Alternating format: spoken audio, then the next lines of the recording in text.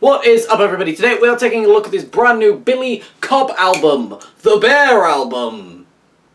Rawr! Bilford Coblin, also known as Billy Cobb, has been one to watch for quite a while now. Recently he's been releasing a couple albums in the Zerwe series. Yes, it's Weezer backwards, and the project seems to emulate Pinkerton Blue Album era Weezer, basically being like, what if Weezer didn't start sucking? And while it would have been very easy for me to write these off as nothing more than memes, it was clear to me just from listening to them that Billy had something special going on here. On top of the memery and the ha-ha-ha funny Weezer, there was some legitimately talented songwriting chops on show here. It was clear to me that a very specific creative vision was shining through. Despite being glued to the stylish trappings of a band like Weezer, he was still showing his own creative force through the album. I was particularly impressed by songs like Oceans in Her Hair and Blockbuster Video for their lyrical content. The former having a very metaphorical, interpretive kind of style to the lyrics, whereas the other one was pretty unsubtle but still no less effective, just repeating the line "everything's moving so fast" over and over again as the mix builds up into this huge crescendo. It takes a lot of talent to simultaneously be able to have complex imagery in your songs as well as simplistic pop-punk style repetition. To have this emotional gut punch of an album get so high up on my end of the year list, it reached the number 3 spot. Needless to say, I was excited for what was coming next for the man, and it appears that I wouldn't be disappointed. Now, he is a very prolific artist. He's been dropping small EPs, all with slightly different styles, but this marks the first full album he's done since those projects with his new popularity, and so while it's far from a debut or even a seminal work, I still felt that a lot was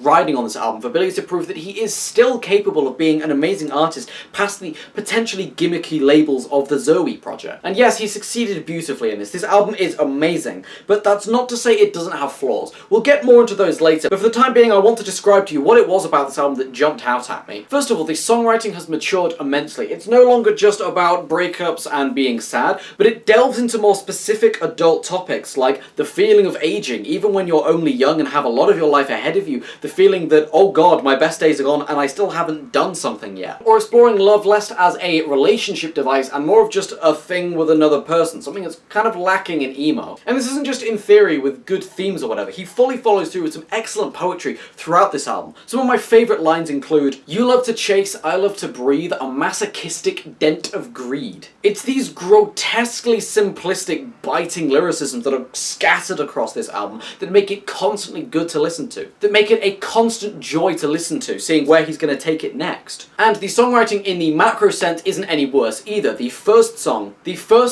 You'll Find Her Eventually, which I have to say is the best title for any song I've ever heard, is brilliant with the way that it builds up the picture of what it's like exiting your youth but knowing that you haven't completed your life's goals yet. With great lines like, "By the time I'm 25, I'm gonna lose the ability to start a life," or "lose connections to my friends and losing ways to get girlfriends." It's this building up of existential dread as you see someone grab the bag of their deepest insecurities and just put it all on the floor for you to see. But these lyrics are fully backed up with the performance. Billy really ramped up the energy. But these lines would be nothing without the excellent performances he gives them. Billy has really ramped up his vocal range on this album. He's very clearly uncomfortable with some of the notes he's hitting, both in volume and pitch, leading to this flawed performance that in my opinion is all the better for it. There's an intensity and a Harunomori-esque sadness to it all. And when you hear multiple versions of a guy's voice like screaming in agony to minor harmonize itself, it's such a powerful emotional impact, especially with the loud guitar and drums, that it all comes together to make one of the most impactfully emotional mixes I've heard all year. Which transitions us nicely into the production, because it is unique at points. Throughout this album, Billy touches on a number of genres. Yes, the alt and emo that clearly inspired him most, but there's also subtle twinges of pop-punk, folk and indie, a little bit of math rock, and surprisingly enough, even just a little bit of hip-hop production in there. And the results to this are admittedly mixed. Sometimes it can work beautifully, like at the end of Trust Me. After he's played it relatively straight with an emo banger, these like loud, organy synth chords start coming in. And as the lyrics repeat themselves on the line, "Lean in to kiss me," this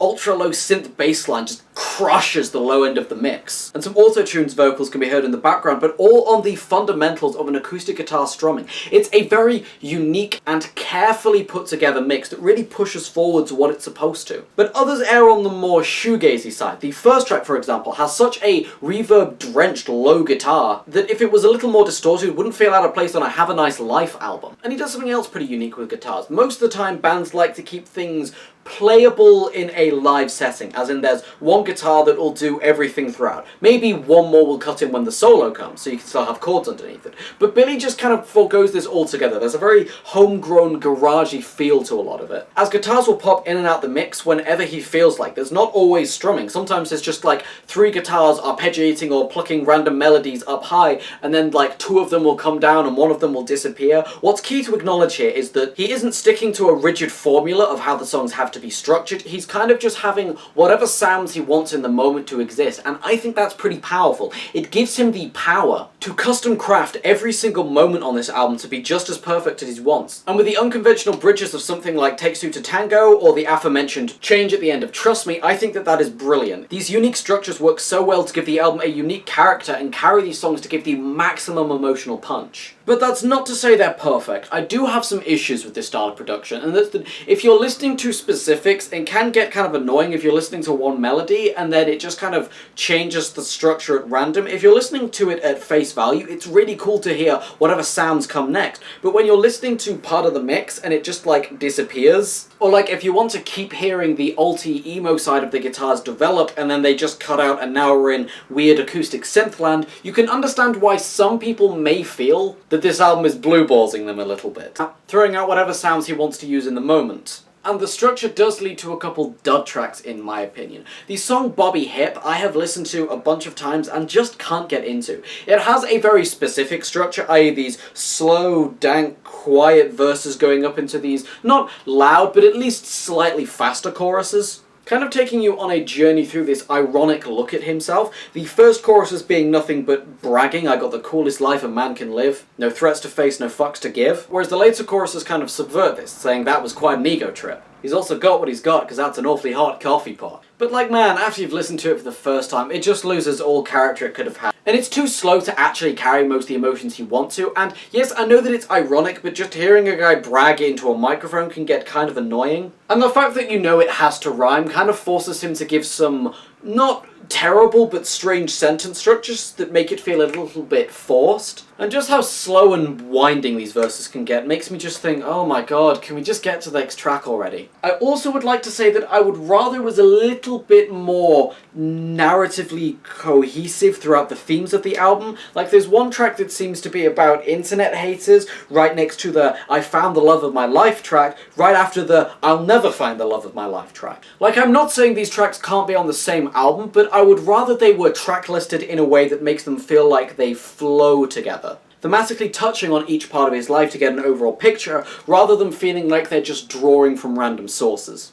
But to get back to what I loved about this album, overall, it's just an alt, emo, folk, indie, everything I love put together banger of an album. There are multiple amazing tracks that I'm going to be listening to for years to come. The guitar work could be genius and intricate at some point. There's great matching together of songs. The lyrics are constantly poetic and beautiful. The performances on this album are all great. There's a really cool homegrown garagey feel to a lot of it, and it just feels like one of the most open, honest, raw, human albums I've listened to in quite a long time. So despite a few dud tracks, I just loved all of this album, and so I'm cautiously going to give it a 8- out of 10. I still feel like Billy Cobb has quite a way to go. I would love to hear an album that's a little bit longer, a little bit more all killer no filler in its track listing and narratively cohesive, because I truly feel that if he keeps pushing forwards and improving with his craft, his sheer talent could live him the next Weezer or Deftones or Arctic Monkeys, any of those bands that people remember as emo and sad but still powerful and brilliant years to come. And while I'm not personally a fan of all of those bands,